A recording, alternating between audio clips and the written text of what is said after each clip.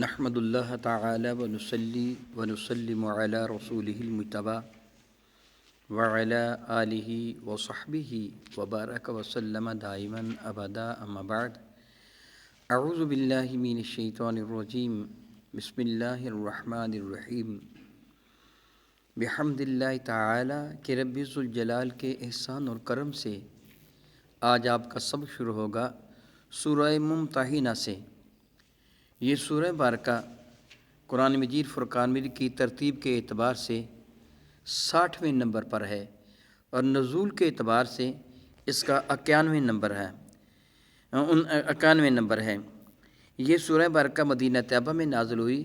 اس کے 2 رکوع ہیں، 13 آیات مبارکہ، 348 کلمات، 1510 حروف ہیں خزائن العرفان کے مطابق۔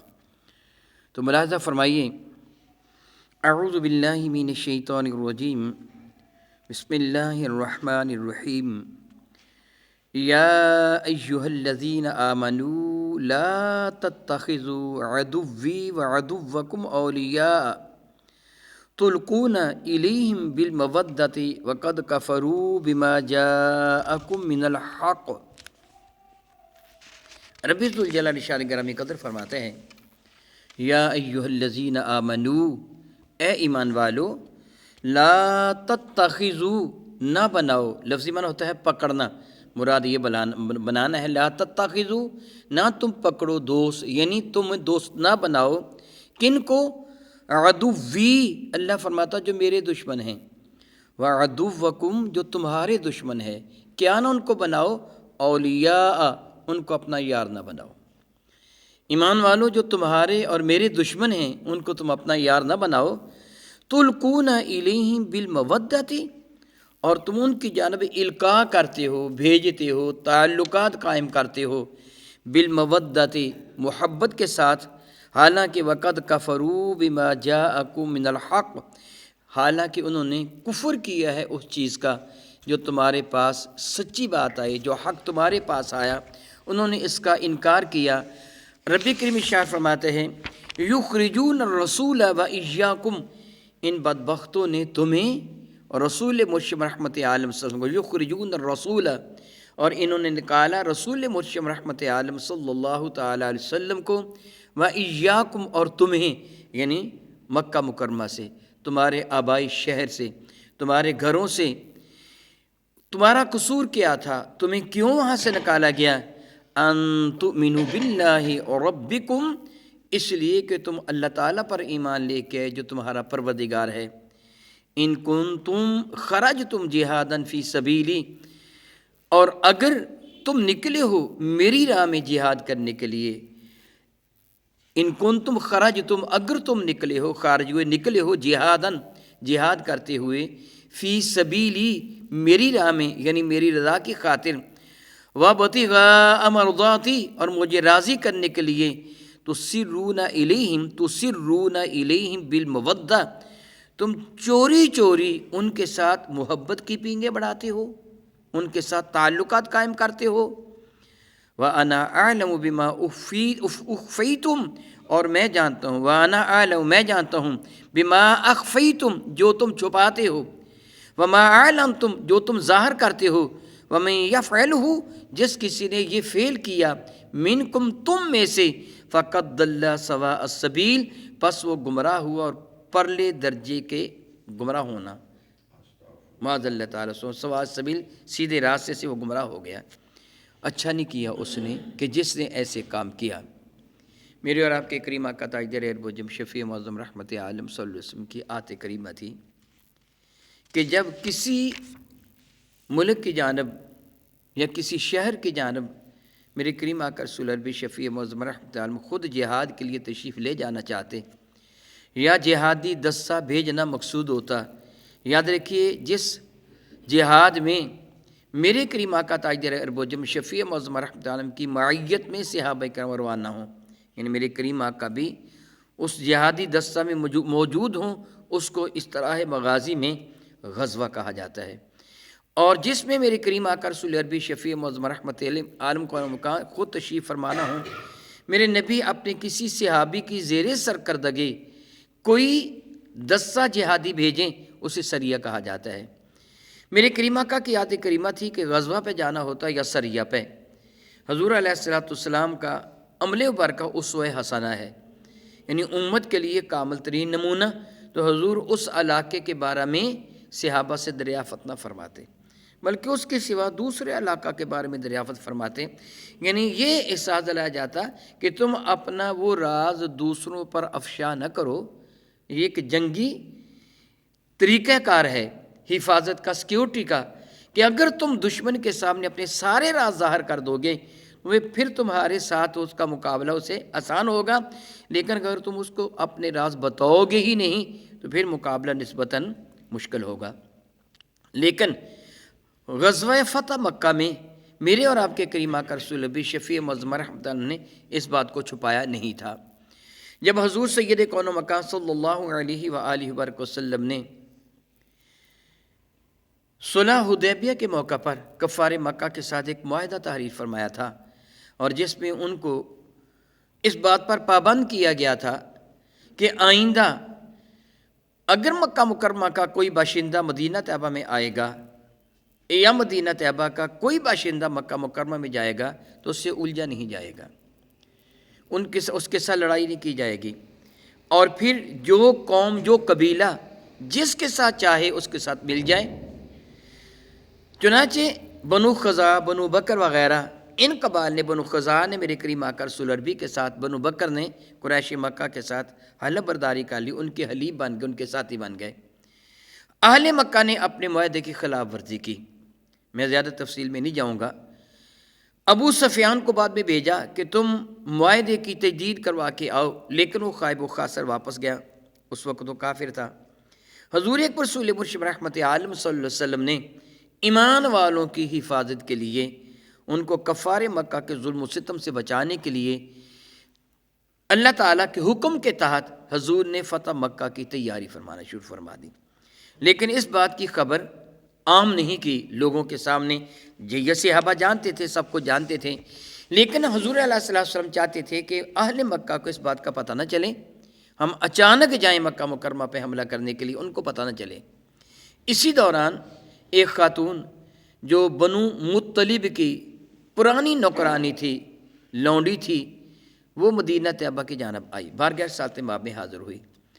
یاد رکھیے حضرت عبد المطلب کے باپ حضرت ہاشم، ہاشم کے باپ ہے حضرت مناف، حضرت ہاشم کی اولاد ساری ہاشمی کہلواتی ہے۔ ان کے بیٹے جو مطلب تھے یہ میرے نبی کی جد محترم ہیں۔ یہ لونڈی بنو مطلب کی تھی، وہ آئی، بنو ہاشم کی بنو مطلب کی لونڈی تھی، وہ آئی مدینہ طیبہ میں۔ میرے کریم آقا نے اسے فرمایا کہ تو کس طرح آئی ہے، کیا تو نے ایمان قبول کر لیا ہے؟ اس سے کہا جی نہیں، میں نے ایمان قبول نہیں کیا۔ میں پھر کیوں آئی ہے؟ تو نے ہجرت کس بنا پہ کی ہے؟ کہنے لگی میری تنگ دستی نے مجھے مجبور کیا ہے کہ میں آپ کے پاس ہوں، میں آپ کی پرانی نوکرانی ہوں، آپ کے خاندان کی، بنو عبد المطلب کی پرانی میں نوکرانی، تمہارے دادا جان کی، تمہارے خاندان کی۔ تو میں ضعیف العمر تھی، اب میں بوڑھی ہو چکی ہوں، کام کاج کے قابل نہیں رہ گئی، بڑی غریب ہوں، میری غربت نے مجھے ستایا، میں تمہارے پاس امداد کے لیے آئی ہوں۔ میرے کریم آقا کبھی کسی سائل کو خالی ہاتھ لوٹاتے ہی نہیں تھے، بہت کچھ عطا فرمایا۔ بنو مطلب نے، بنو ہاشم نے، جو مکہ مکرمہ سے مدینہ طیبہ کی جانب ہجرت کر کے آئے تھے، ان سب نے ان کو عطا فرمایا۔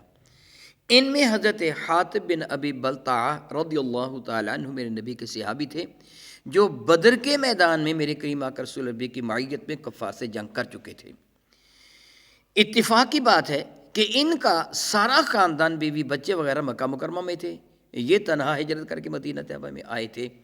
میرے اور آپ کے کریم آقا رسول اللہ کا ارادہ تھا کہ مکہ مکرمہ پہ حملہ کیا جائے اور کسی کو خبر نہ دی جائے۔ عام طور پر حضرت حاطب بن ابی بلتعہ نے اس عورت کو 10 دینار سونے کا سکہ ہوتا ہے، اور 1 دینار کا وزن مختلف علاقوں میں 3.5 ماشے سے 4.5 ماشے تک 10 دینار 10 اشرفیاں دیں، اور اسے کہا کہ میرا ایک خط اہل مکہ تک پہنچا دے، میرے بیوی بچے وہاں ہیں، حضور سید عالم صلی اللہ علیہ وسلم جس وقت مکہ مکرمہ پہ حملہ کریں گے تو میں بھی تو ساتھ ہی ہوں گا نا، تو پھر ایسے نہ ہو کہ میرے بیوی بچوں کو وہ کفار اغوا کر لیں یا ان کو نقصان پہنچائیں، اور مجھے کہیں کہ یا تو ہمارے ساتھ مل جائے یا کوئی مجھے نقصان پہنچے، میں چاہتا ہوں اہل مکہ کے ساتھ تھوڑا سا احسان کر دوں تاکہ وہ میرے بیوی بچوں کی حفاظت کریں، ان کو وہ نقصان نہ پہنچائے۔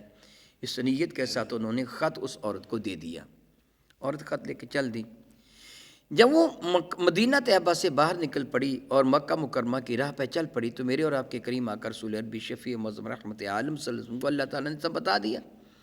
حضور سید کون مکان حضرت سیدنا علی المرتضیٰ کرم اللہ کو بلایا اور ان کی معیت میں چند صحابہ کو روانہ کیا اور فرمایا کہ جاؤ روضہ کاخ، روضہ عربی میں باغ کو کہتے ہیں، کاخ جگہ کا نام ہے، کاخ نامی جگہ پر جو باغ ہے نا، جب تم اس کے پاس جاؤ گے تمہیں ایک عورت اونٹنی پر سوار ملے گی، اس کے پاس حاتب کا خط ہے، وہ خط تم لے آؤ۔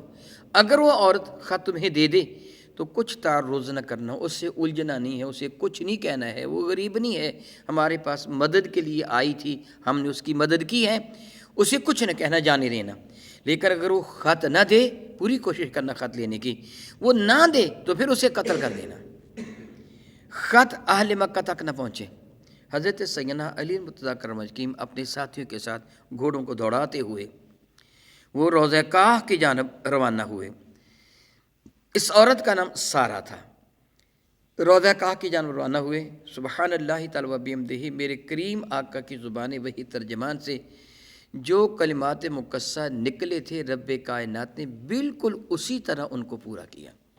میرے کریم نے فرمایا تھا جب تم روضہ کاخ پہ جاؤ گے وہاں تمہیں عورت ملے گی، ایک جگہ کا نام ہے نا روضہ کاخ، جس طرح بھی میں بتا چکا ہوں، کاخ نامی جگہ پر جو باغ ہے وہاں جاؤ گے عورت ملے گی۔ یہ تو تیز رفتاری کے ساتھ، شاید جس طرح وہ پنجاب نہ اردو میں کہتے محاورہ ہے، یہ گھوڑے ہوا سے باتیں کر رہے تھے، یعنی تیز رفتاری کے ساتھ گئے کہ وہاں سے گزر نہ جائے، اور وہ معلوم نہیں اپنی اونٹنی پر تیز رفتاری سے آ رہی تھی یا سست روی سے آ رہی تھی، بہرحال یوں ہوا کہ ادھر وہ پہنچے ہیں ادھر وہ بھی پہنچ گئی، یعنی دونوں ایک ہی وقت وہاں پر پہنچے ہیں۔ جو میرے نبی نے فرمایا تھا وہاں جاؤ گے تمہیں ایک عورت ملے گی، جب پہنچے انہوں نے اس کا راستہ روک لیا۔ اس عورت نے کہا تم مجھے کیوں روک رہے ہو؟ سارا نامی اس باندی نے کہا کیوں روک رہے ہو؟ حالانکہ تم نے مجھ پر بڑا احسان کیا، حضرت علی بھی ساتھ تھے، صحابہ کرام بھی ساتھ تھے، تم نے بڑا احسان کیا، تم نے میرے ساتھ بڑی نیکی کی، اب کیوں روک رہے ہو؟ حضرت علی مرزا فرمانے لگے تیرے پاس ایک خط ہے جو حضرت حاتب کا ہے، وہ خط ہمیں دے دے۔ اس نے کہا جی میرے پاس تو کوئی خط بھی نہیں ہے۔ سیدنا بلال اور دوسرے کچھ صحابی ساتھ تھے، میرے پاس تو کوئی بھی خط نہیں ہے۔ حضرت علی مرزا فرمایا تیرے پاس خط ہے؟ اس نے کہا جی کوئی خط بھی نہیں ہے۔ آپ نے فرمایا اس کے سامان کی تلاشی لو، کیونکہ اس لشکر کے امیر حضرت علی تھے، حضرت بلال اور دوسرے ساتھی سارے کے سارے ماتحت تھے، اس لیے اب اس کا کجاوا اس کی اونٹنی سے اتار لیا گیا، اونٹنی کو بٹھا کے اسے بھی اتار لیا، کجاوا بھی اتار لیا، اس کے سارے سامان کی تلاشی لی، اس کو کپڑے وغیرہ دوسری چیزیں دی گئی تھیں، وہ رو رہی تھی، کہنے لگی تم یہ میرے ساتھ کیا کر رہے ہو، میرے سارے سامان کو تم نے کھول کے رکھ دیا۔ فرمانے لگے تیرے پاس خط ہے وہ دے دے۔ وہ کجاوے کو بھی چیک کیا گیا، خط نہیں ملا۔ حضرت علی مرزا کے دوسرے ساتھیوں نے یہ کہا کہ معلوم ہوتا ہے کہ یہ عورت مسلسل رو رہی ہے، کہہ رہی میرے پاس خط نہیں ہے، تم ایسے ہی مجھے بے عزت کر رہے ہو، معاذ اللہ مجھے ذلیل کر رہے ہو، حالانکہ خط تو میرے پاس ہے ہی نہیں، میں جو کہہ رہی ہوں خط میرے پاس نہیں ہے، تم نے بھی سارے سامان کی تلاشی لے لی، سامان میرا بگھیر دیا، آپ نے فرمایا تیرا سارا سامان ہم باندھ دیں گے، اسی طرح باندھیں گے جس طرح پہلے بندھا ہوا تھا، خط ہمیں دے دیں۔ کہ جی خط میرے پاس ہے ہی نہیں ہے۔ آپ کے ساتھیوں نے کہا کہ علی ہو سکتا ہے اس کے پاس خط نہ ہو، تو آپ نے قسم اٹھائی مجھے اس اللہ کی قسم ہے جس نے دانے کو پھاڑا، سورج مغرب سے طلوع ہو سکتا ہے، میرے نبی کی بات غلط نہیں ہو سکتی، خط اس کے پاس ہے، خط اس کے پاس، میرے نبی نے جو فرمایا خط ہے، پھر کیسے ہو سکتا ہے خط اس کے پاس ہے؟ صحابہ نے خیال کیا تھا شاید راستے میں گر گیا ہے اس وقت، یا کسی نے حضور علیہ السلام کو ایسے ہی خبر دے دی ہوگی، نہیں نہ راستے میں گر سکتا ہے، زبان مصطفیٰ سے نکلا خط اس کے پاس ہے۔ سیدنا علی مرزا نے آخری حربہ استعمال فرمایا، وہ مسلسل روئے جا رہی تھی، مکار عورت تھی، آنسو بہائے جا رہی تھی، روئے جا رہی تھی، تو میرے ساتھ زیادتی کر رہے ہو۔ حضرت علی مرزا نے فرمایا میری بات سن، دیکھ میرے ساتھ کوئی عورت نہیں ہے، یہ سارے مرد ہیں، میں تیرے کپڑے اترواؤں گا اور تلاش کروں گا خط ہے کہ نہیں، اگر پھر بھی خط نہ ملا پھر میں تجھے قتل کروں گا۔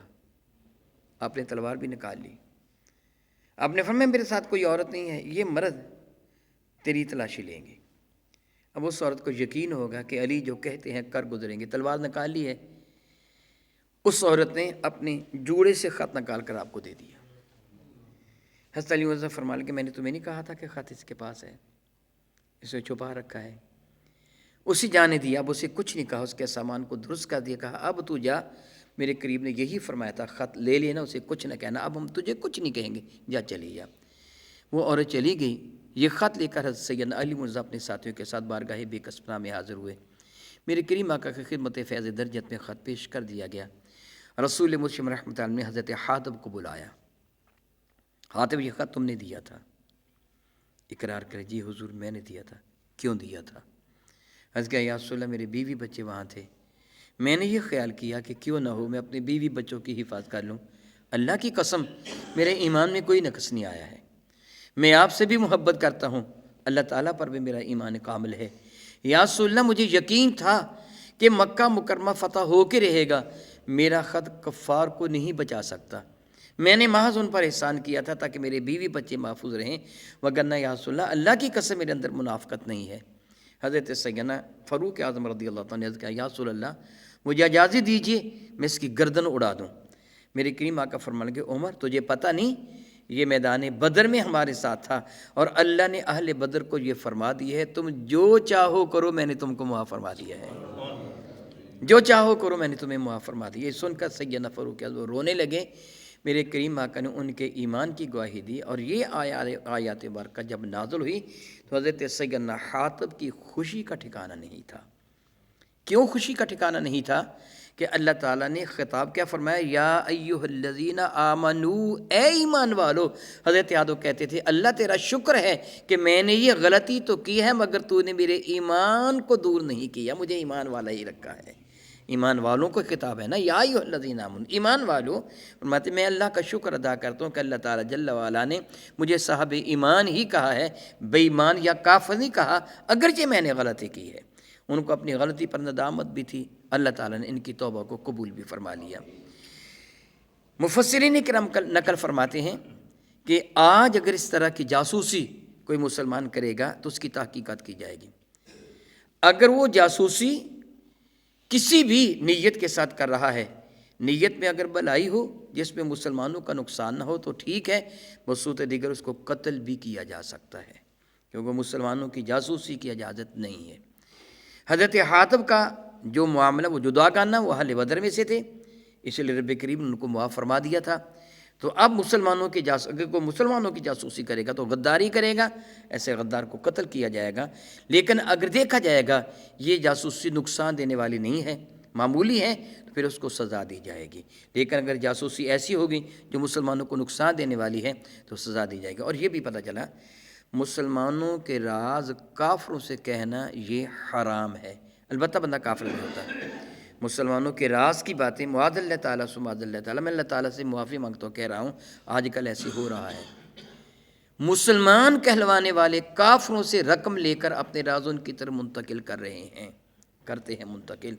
اور آج تک مسلمانوں کو جتنا نقصان ان خبیث جاسوسوں نے پہنچایا ہے اتنا نقصان کافروں نے بھی نہیں پہنچایا، کہ مسلمانوں کے راز اپنے ہاتھوں سے کافروں کو دیتے ہیں، یہ فعل سخت حرام ہے، البتہ کفر نہیں ہے، وگرنہ اللہ تعالیٰ یہاں لفظ ایمان نہ فرماتا، یعنی وہ دائرہ اسلام سے خارج نہیں ہوں گے لیکن گناہ گار شدید ہو جائیں گے۔ رب کریم ارشاد فرماتے ہیں یا ایھا الذین آمنو، اب اس آیت بارکہ کا ترجمہ آپ کو سمجھ آ جائے گا، اے ایمان والو لا تتخذوا عدوی وعدوکم اولیاء، میرے اور اپنے دشمنوں کو یار نہ بناؤ۔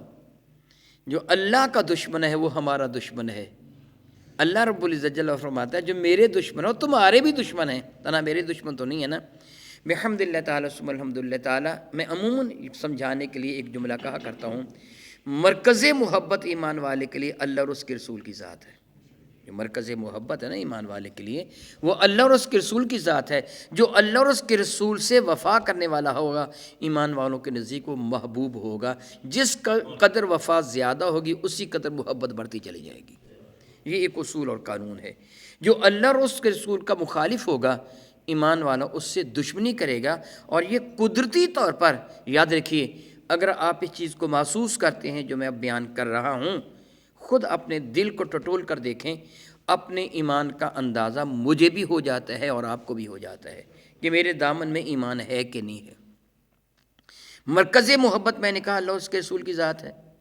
دیکھنا یہ ہوگا کہ جو اللہ اور اس کے رسول سے پیار کرتا ہے، تیرے دل میں ان کے لیے محبت ہے کہ نفرت ہے۔ نمبر 2، دیکھنا یہ ہوگا کہ جو اللہ اور اس کے رسول سے نفرت کرتا ہے، تیرے دل میں اس کے لیے محبت ہے کہ نفرت ہے۔ یہی معیار ایمان ہوگا۔ اب دیکھیے، اہل بیت اطہار میرے نبی سے پیار کرتے تھے کہ نہیں؟ صحابہ کرام میرے نبی سے پیار کرتے تھے کہ نہیں؟ پھر ہمارے دل میں ان کے لیے کیا ہوگا؟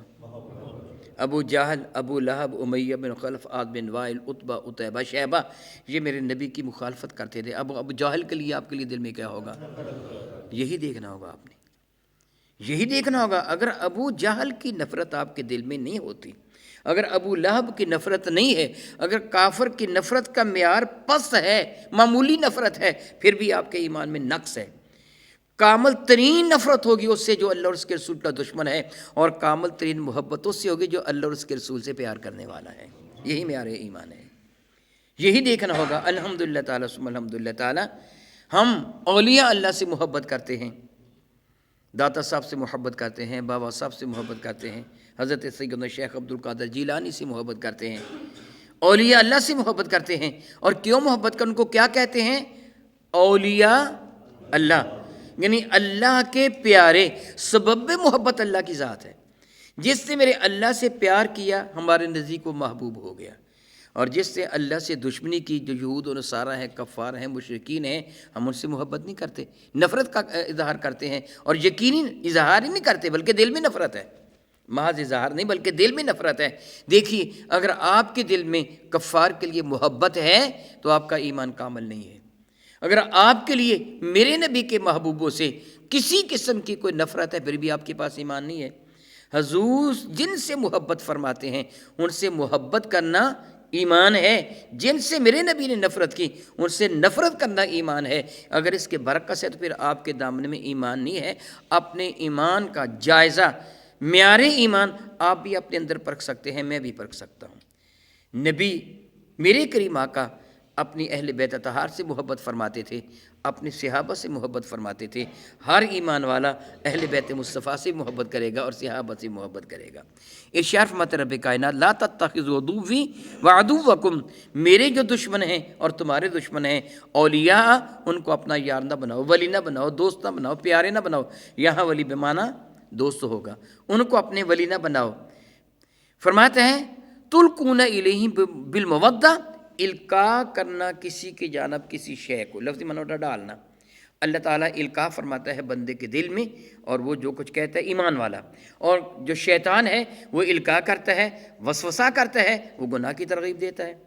القاء کا معنی کسی کی جانب کوئی چیز ڈالنا، مراد یہ کہ تم خبریں پہنچاتے ہو کافروں کو، بالمودہ تھی، دوستی کے ساتھ، محبت کے ساتھ، کہ تم ان سے پیار کرتے ہو، خبریں پہنچا رہے ہو۔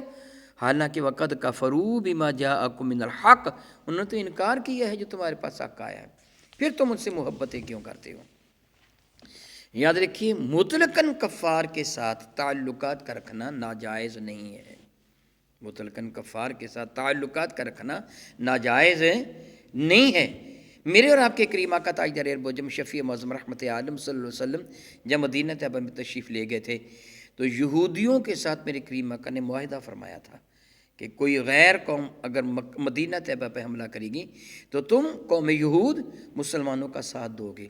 اسی طرح میرے کریم آقا تاجدار ارب و عجم شفیع معظم رحمت تجارت بھی فرمائی ہے، لین دین بھی فرمایا ہے، اور پھر حضرت سیدنا صدیق اکبر رضی اللہ تعالیٰ عنہ کے زمانے برکت نشان میں فتوحات اسلامیہ کی ابتدا تو میرے کریم آقا کی ظاہری حیات مبارکہ میں ہی ہو گئی تھی نا، سرکار نے غزوات میں حصہ لیا، سرایہ ہوئے، تو پھر وہ کچھ لوگ وہ تھے جن کو ذمی کافر کہا جاتا ہے، کہا جاتا تھا، کہا جاتا ہے۔ ذمی کافر وہ ہوتے ہیں جو مسلمانوں کے ملک میں ہوتا ہے یا اس نے مسلمانوں کے ساتھ معاہدہ کر رکھا ہوتا ہے۔ جس طرح مسلمان جس علاقہ میں جاتے تھے وہاں کے کافروں سے معاہدہ ہوتا تھا کہ جس علاقوں کو فتح کر لیتے، معاہدہ ہوتا تھا کہ تم مسلمانوں کے خلاف کسی قسم کی فتنہ انگیزی نہیں کرو گے، مسلمانوں کے خلاف فتنہ انگیزی نہیں کرو گے، مسلمانوں کے رعایا بن کے رہو گے۔ اس کو کہتے تھے ذمی۔ ان سے کچھ جزیہ لیا جاتا تھا، ٹیکس لیا جاتا تھا کافروں سے۔ وہ ٹیکس کس بات کا لیا جاتا تھا؟ سبحان اللہ و بحمدہ، اسلام کتنا عرف اور اعلیٰ مذہب ہے، کس قدر اس میں وفا ہے۔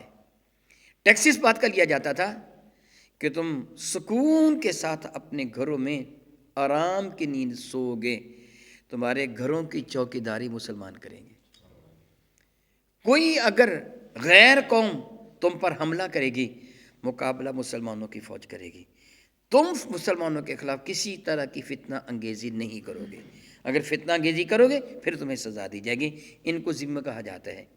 جس طرح ہمارے ملک کے اندر بھی عیسائی، یہودی تو شاید بہت کم ہوں گے، سندھ کے علاقہ میں ہندو ہیں، سکھ ہیں، پارسی ہیں، دوسرے غیر مسلم ہیں، یہ سارے کے سارے ذمہ ہیں۔ ان کی حفاظت کی ذمہ داری حکومت پاکستان پر ہے۔ اگر کوئی مسلمان کسی ذمی کو قتل کر دے گا تو بدلے میں مسلمان کو قتل کر دیا جائے گا۔ اگر ان کا مال و اسباب لوٹے گا، مسلمان کو سزا دی جائے گی۔ ان کی حفاظت کی ذمہ داری مسلمانوں پر، ان کو ذمی کافر کہا جاتا ہے۔ یعنی تعلقات آپ میں رکھے جا سکتے ہیں، ان سے لین دین کیا جا سکتا ہے، ان سے تجارت کی جا سکتی ہے، لیکن مسلمانوں کے مقابلہ میں ان سے محبت نہ کی جائے۔ کہ دو گروہ ہیں، ایک مسلمانوں کا اور کافروں کا، مسلمانوں کو چھوڑ کر ان کے یار نہ بنو کہ کند ہم جنس با ہم جنس پرواز، کبوتر با کبوتر زاغ با زاغ۔ ہم جنس اپنے ہم جنسوں کے ساتھ پرواز کیا کرتا ہے، کبوتر کبوتروں کے ساتھ اڑا کرتے ہیں، کوے کووں کے ساتھ اڑا کرتے ہیں۔ تمہاری دوستی ہو دلی تو مسلمانوں کے ساتھ، لیکن جہاں تک تجارت ہے، لین دین ہے، میل جول ہے، اس میں کوئی حرج نہیں ہے، لیکن مسلمانوں کے مقابلے میں نہیں، اور مسلمانوں کے راز ان کو نہیں بتائے جائیں گے۔ اللہ رب العزت جل وعلا ارشاد فرماتے ہیں وَقَدْ كَفَرُوا بِمَا جَاءَكُم مِّنَ الْحَقِّ، انہوں نے انکار کیا اس چیز کا جو تمہارے پاس حق آیا۔ بھلا کیا؟ قرآن کریم اور اللہ کے محبوب یہ تشریف لائے تمہارے پاس، حضور بھی حق ہیں اور قرآن بھی حق ہیں۔ کافروں نے ان کا انکار کیا، اب تم محبت کس طرح کرو گے؟ دیکھو، میرے باپ کو برا کہے میں کس طرح اس سے پیار کروں گا؟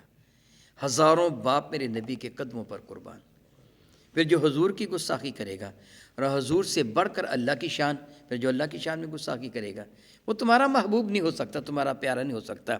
اور پھر ان کا جرم دیکھو، یخرجون الرسول و ایاکم، اور انہوں نے نکالا رسول محتشم رحمت عالم کو اور تمہیں صلی اللہ تعالیٰ علیہ حبیبہ و ایاکم، تمہیں کیوں نکالا؟ ان تؤمنوا باللہ ربکم، قصور یہی تھا نا کہ تم اللہ پر ایمان لائے تو تمہارا پروردگار۔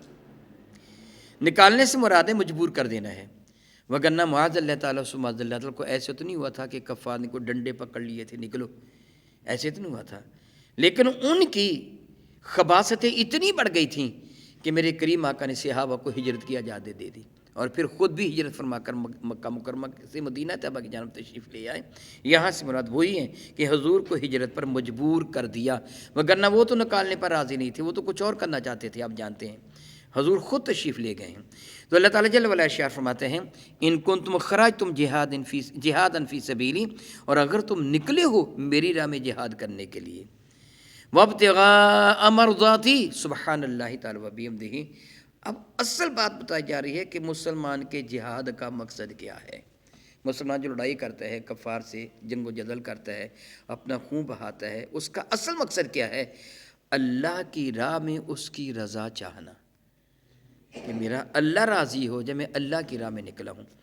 سیدنا عبداللہ ابن مسعود رضی اللہ تعالیٰ عنہ ارشاد فرماتے ہیں کہ میدان جنگ میں ایک شخص تھا جو کفار سے بہت اچھی طریقے سے لڑائی کر رہا تھا، خود کو بھی نیزے، تیر، تلواروں کے زخم لگ رہے تھے، مگر ان کی پرواہ کیے بغیر کفار سے برسر پیکار تھا۔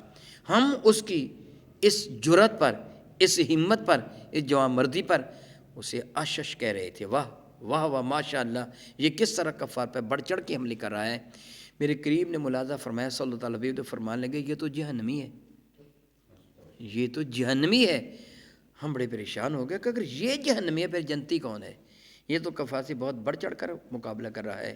عبداللہ فرماتے ابن مسعود رضی اللہ تعالیٰ عنہ کہ میں اس کے پیچھے پیچھے چل پڑا، میری اس سے ملاقات ہوئی تو میں نے پوچھا بھائی بڑے بہترین انداز سے لڑائی کر رہے ہو اللہ کی رضا کے لیے؟ کہنے لگا میں تو اپنے قبیلے کے لیے لڑتا ہوں۔ آپ فوراً واپس ہے بار کے ساتھ باپ میں کہا یا رسول میں دوبارہ کلمہ طیبہ پڑھتا ہوں۔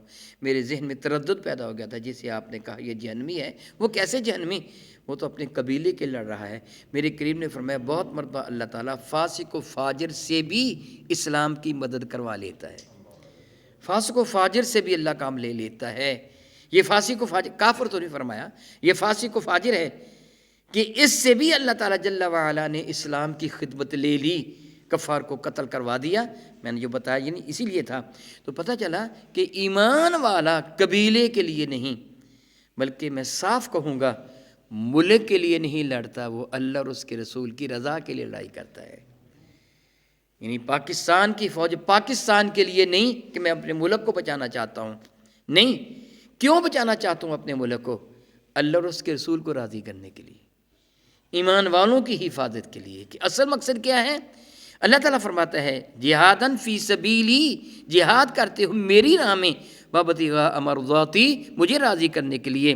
تو پھر اگر تم مجھے راضی کرنا چاہتے ہو پھر یوں کیوں کرتے ہو کہ تسرون الیہم بالمودہ، ان کے ساتھ پوشیدہ طور پر محبت کی باتیں کرتے ہو، ان کے ساتھ مل جاتے ہو، اپنے راز ان کو بتاتے ہو۔ پتہ چلا کہ میدان جنگ میں تو راز بتانا بہت بڑا جرم ہے۔ اللہ تعالیٰ ارشاد فرماتے ہیں وَأَنَا أَعْلَمُ بِمَا أَخْفَيْتُمْ، میں اچھی طرح جانتا ہوں جو تم چھپاتے ہو، مجھ سے چھپا رہے ہو، اللہ سے چھپا رہے ہو۔ وَمَا أَعْلَنْتُمْ، جو تم اعلانیہ کرتے ہو، اعلانیہ میں جو کرتا ہوں وہ تو آپ کو بھی علم ہے، مگر جس نیت سے کرتا ہوں اس نیت سے میرا اللہ واقف ہے۔ جس طرح بھی میں نے ایک مجاہد کی مثال دے کے آپ کو سمجھایا، اللہ تعالیٰ فرماتا ہے وَمَن يَفْعَلْهُ مِنْكُمْ، جس کسی نے تم میں سے ایسا قصور کیا فَقَدْ ضَلَّ، بے شک وہ گمراہ ہوا، سواء السبیل، سوا مساوی برابر سیدھی، جو سیدھی راہ سے وہ گمراہ ہو گیا، بھٹک گیا ہے سیدھی راہ سے جس کسی نے ایسے کیا۔ بحمد اللہ تعالیٰ الحمد للہ تعالیٰ۔ دیکھیے قرآن مجید فرقان مید نے زندگی کا ہر شعبے میں ہماری رہنمائی فرمائی۔ یہاں کفار سے جہاد کرتے ہوئے جن چیزوں کی ضرورت ہے اس آیت مبارکہ میں اعلیٰ ترین انداز سے ان چیزوں کا تذکرہ فرمایا گیا۔ او کما قال اللہ تبارک و تعالی واللہ تعالی اعلم باسرار کتابہ۔